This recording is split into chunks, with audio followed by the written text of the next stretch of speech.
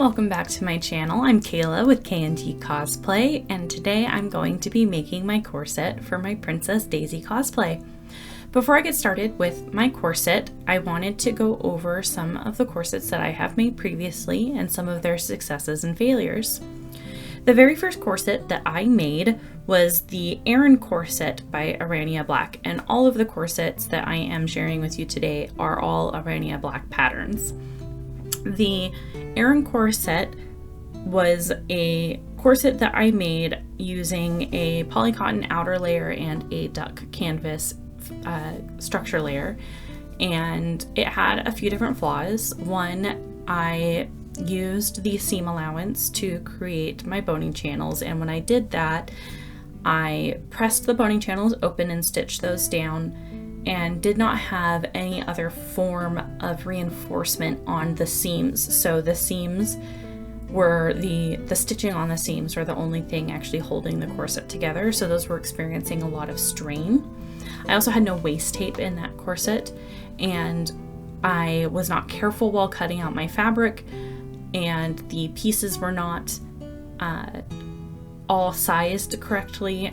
So between the fashion layer and the structural layer, they weren't the same. So there's a lot of warping and puckering between the layers. And so the inside of that corset, I can actually show you. I have that corset here because I keep it on hand as a reminder. You can see there's a lot of warping and stretching, especially in this central piece here. I also didn't understand how to insert gussets or gores, and it has hip gores on that pattern, and I didn't look up a tutorial. I just kind of winged it, and it turned out very messy and not quite very well. And then the boning that I used for that was the large industrial zip ties, and those actually worked quite well. I buy my boning now by the large roll, but the zip ties actually worked really well for that. I may eventually remake that particular corset, but as it stands, that corset is not a usable corset. The second corset that I made is actually one of my favorites at the moment, and that is the Tulip corset by Aranea Black. It's a 1906 mid-bust corset, and that corset was made to replace the Erin corset for my Rosie cosplay, and that corset was constructed as a single layered corset with external boning channels with twill tape, and it does have waist tape. And I attempted to do flossing, which I'm pretty sure I didn't do correctly. So there are a few things I will actually be changing with that corset. One is the twill tape that I purchased for that corset is very thin and flimsy and didn't work very well as boning channels. And I have since gotten a different twill tape that I've been using for corsets that I like a lot better. So I plan to actually take out the boning channels and flossing that I've done on that corset and replace them with the new twill tape that I have. But I'm actually using that corset in a cosplay contest this upcoming weekend at WasabiCon in Portland, Oregon. So I don't want to do those changes until after the competition, just in case I mess something up and ruin the corset, because I do need it for the costume. So those changes will be changing soon. Otherwise, that corset fits me quite well, and I will share photos up on the screen of each of these corsets on me. But the corset fits me really well. It's actually almost too small for me now. I can almost lace it completely down. So I do plan on making that corset again in a smaller size when it no longer fits me. It does have tabs for garter straps if I choose to do that in the future, and I might do that. The only flaw that I don't like from that corset is the way it's constructed. The front of the busk does tend to bow outwards a little bit from the stomach, and I may be able to fix that by manipulating and bending the busk a little bit, but I haven't determined if that's something that I want to try to do or not. The next corset that I made is one of my favorites, but it also does have some flaws, and that is the Sylvia corset by Aranea Black. And that corset was an interesting corset because it has two different sizes that you have to measure. There's the corset size itself and a cup size that you have to measure. And I was between cup sizes on the chart, and I went up on the cup size when I probably should have gone down. And that led to the mock-up fitting me, but the final product being too large in the cups. So what I ended up doing for that corset was adding some cups from a push-up bra into the corset to fill in that gapping. And this corset was part of a costume for a siren ball, a mermaid themed ball that I went to this past weekend in Portland, and my gown was jellyfish themed. And the next corset that I will be talking about was made for my sister-in-law, and that was for a lobster themed gown. So this corset I really love. It's kind of a plunge corset, plunging neckline corset. It fit me quite well, except for the bust, but adding the cups helped quite a lot with that. And this is that corset. I absolutely adore this corset. All of the lace and beading and shells are all hand stitched onto here, but I will show you here on the inside that it has the external boning channels, it has the waist tape, but then I also just stitched across the top line here, sorry, that's the bottom line, the top line here, some padded cups from a bra into there, and that just helped fill in that extra space. It also makes it, because the cup is a little too large, that I can't lace the back of it completely even up and down. I do have to lace it slightly smaller at the top because there's that little extra room at the top rather than it being completely even up and down. But overall, it fits me really well elsewhere, and it's very comfortable. I wore it for around 6 or 7 hours on Saturday, and I did not feel uncomfortable at any point in the corset. The next corset that I made, I learned some new construction methods after watching some other creators on YouTube, and so I tried those out. So with these other corsets, I had assembled each layer separately, and then either, with the exception of the Tulip corset, so with the Erin corset and with the Sylvia corset, each layer was fully assembled, and then either the fashion fabric was added on top and then the boning channels were added, but for all of them the whole corset was assembled before adding the busk and the lacing. So this time I cut out all of my fabrics and I serged the fashion layers and canvas layers together so that they acted as one piece, and then I assembled the busks and the lacing panels first before I assembled the corset. And then once those were assembled and their edges serged, then I assembled the corset. And that made things so much easier. I couldn't believe it. It was so fiddly trying to assemble the busk and lacing when you're dealing with the entire corset already assembled, and then dealing with just the individual panel made it so much easier. So I'm going to actually use that construction method for my daisy corset, and I think that will make it much, much simpler. And I will share some photos here of the Dolores corset for the lobster dress, and that corset turned out really nicely. I really like how finished it was. The interior was really clean, the exterior was really clean. It fit her really well, and other than the lacing, because last minute I didn't have time to go get a different lacing, so she just had a random satin ribbon from my drawer that did not work really well as a lacing cord. Overall, it worked out really, really well as a corset for her, and it fit her like a glove. So I'm going to take that construction method into the Princess Daisy corset, and hopefully that works out well for it. So without waiting any further, I'm going to get started on that.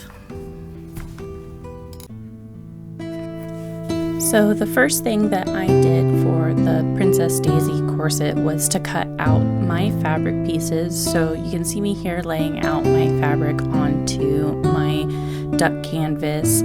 I was originally going to cut the lining out of a tan duck canvas, but the tan duck canvas that I had, I did not end up having enough of because I ended up using it for the lobster corset that I showed you previously. And so I had this black duck canvas on hand for another cosplay corset that I'm going to be making. And so I believe I have enough of it to do both that corset and this corset. So you can see me here cutting it out. I should probably be a bit more precise about my seam allowance, but I am fairly good about eyeing it out. So I am pinning down my pattern pieces and cutting out approximately a 1/4 inch seam allowance on just the sides of the pieces. I don't add any seam allowance to the top and the bottom of my pieces.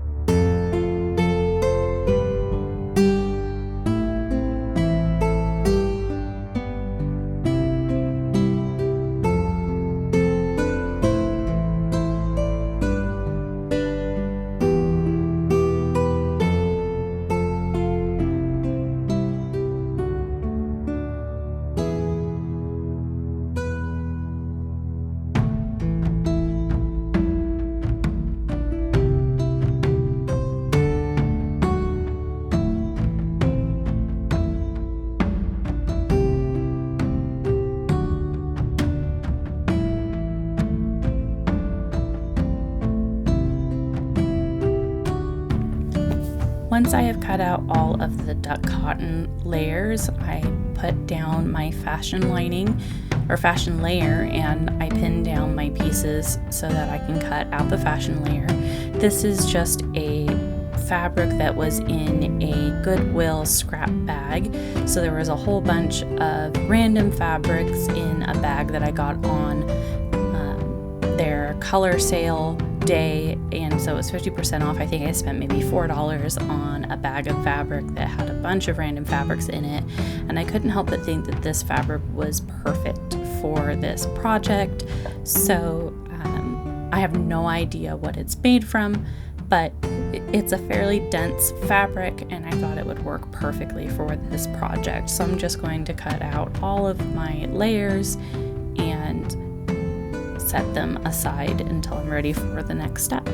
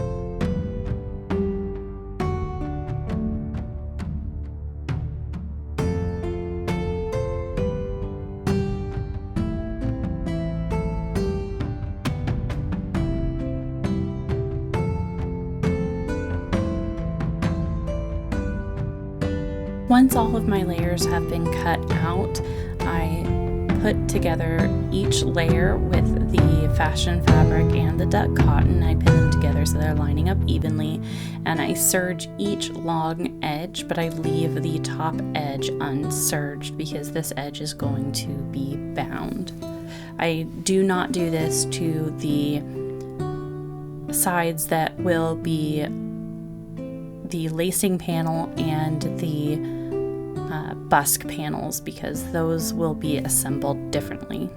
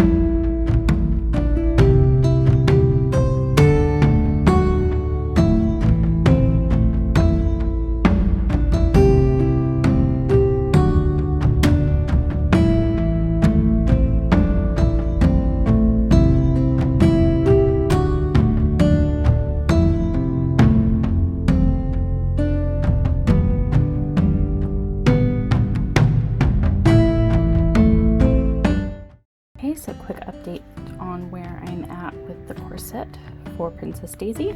I just finished putting the eyelets in the back panel, and so they each have the boning channels on each side of the eyelets, and then I have the eyelets in. And then how I'm treating this is the same way that I did the last corset, which I may or may not have put footage in at this point in the video, I'm not sure, but I ended up treating both layers as one in that corset and doing separate boning channels, and I really liked how that corset turned out, and I did that for my sister-in-law, so I'm doing the same thing for this corset, and I'm gonna hope that that turns out well too. So I'm trying that out with this, so that both layers were treated as one. So I serged the edges of these, sewed them right sides together, flipped them over, put in the first bone, put in the grommets, put in the next bone, and then serged the edges together so that those edges are ready for me to start piecing the corset together. The other edges are still raw. My plan for it is once the corset is fully assembled, I will probably serge the whole thing. So that is the back piece, and then I also have done the same thing for the front panel, but that has the busk already inserted, so that is ready to go. And then all the other panels have been assembled, so now what I'm going to do is start pinning these together and assembling them. And then after it is all assembled, I'm going to iron all of my seams and then start putting in the waist tape and boning channels. Now I am just assembling the corset using as many pins as I comfortably can to make sure that I am attaching the pieces correctly, and I had accidentally mixed up my pieces here. Now I'm just making sure that I'm lining them up correctly, pinning them in place, and I am just assembling both sides at once, each piece at a time, working my way over from the front all the way to the back.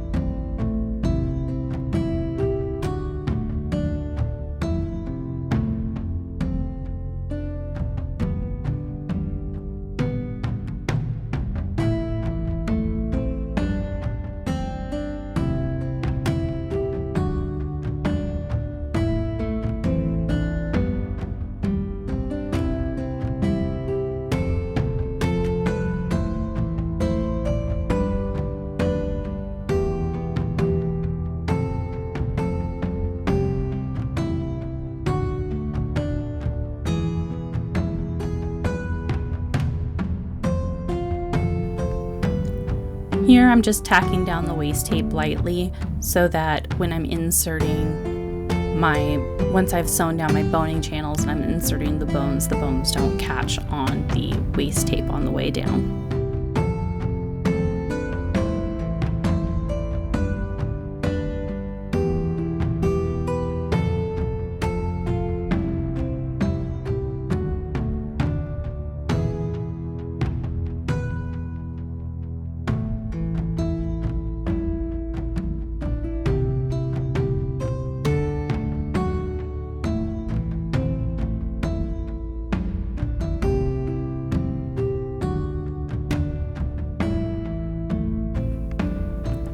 I have ironed my seams open again, and I'm just pinning down my twill tape, making sure that the front seams are not catching as I'm pinning down the tape in preparation for sewing down the boning channels. And I do this to both sides before taking it over to the machine.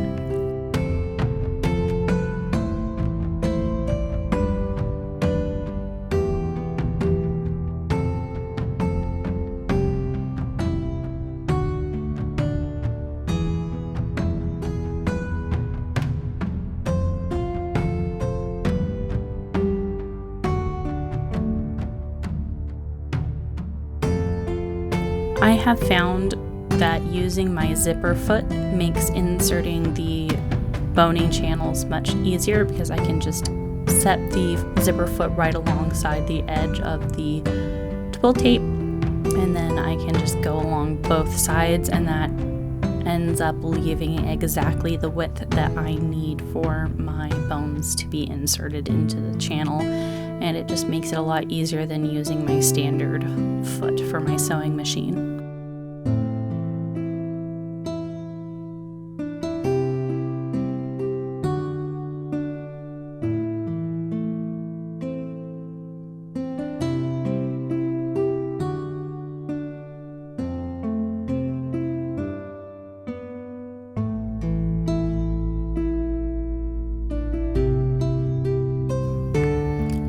For my bones, I just have high density plastic boning that I buy by the roll.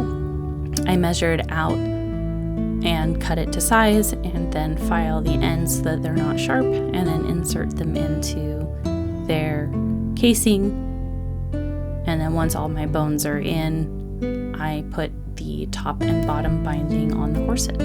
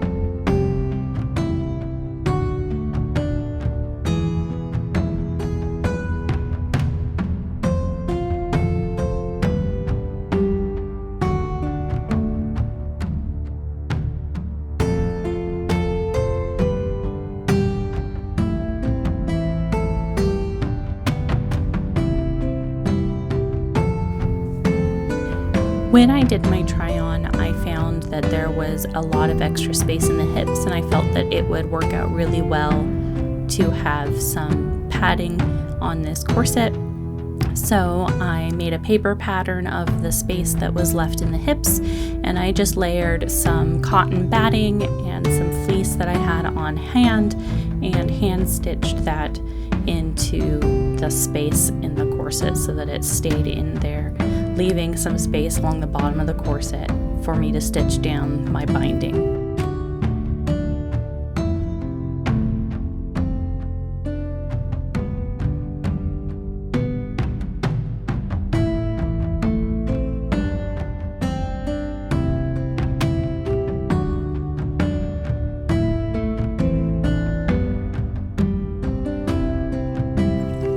For the binding of my corset, I just cut some straight grain strips of the same fabric that I used for the fashion fabric of my corset.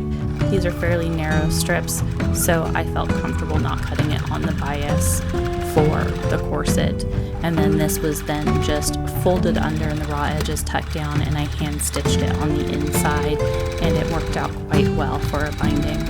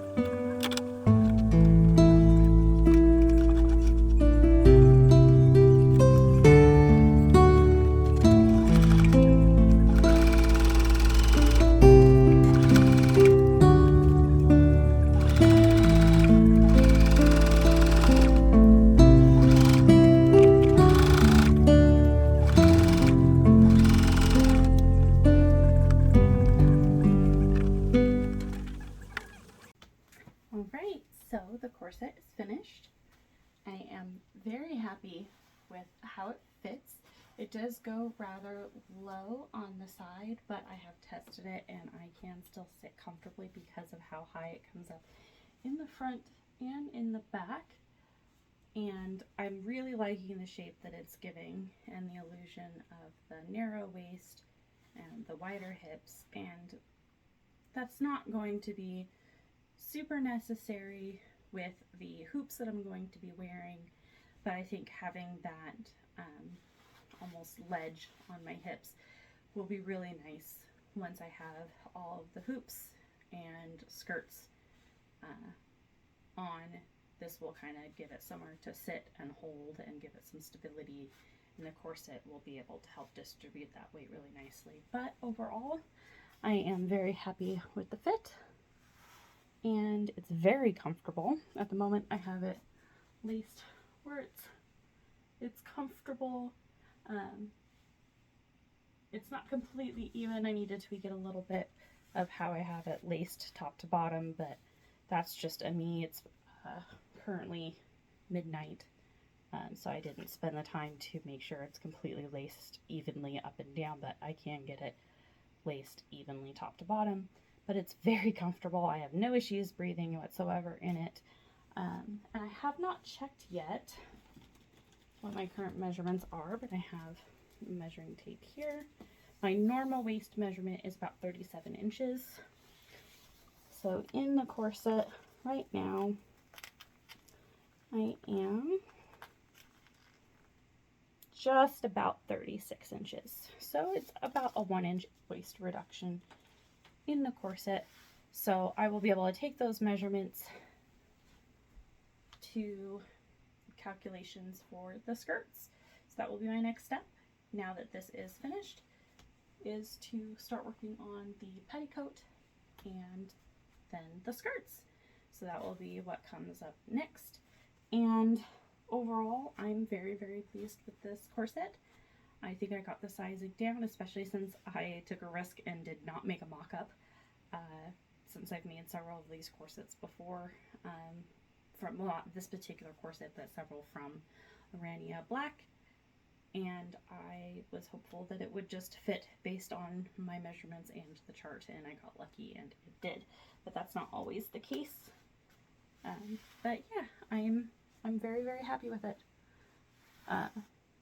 Not the happiest with the amount of pulling that's happening on the fabric, but I think that's just because I was not careful with this top fashion fabric on how it was pulling on the grain. But otherwise, very, very happy with the fit, with the comfort level, with the padding that I put in on the hips, and overall shape that it is giving me.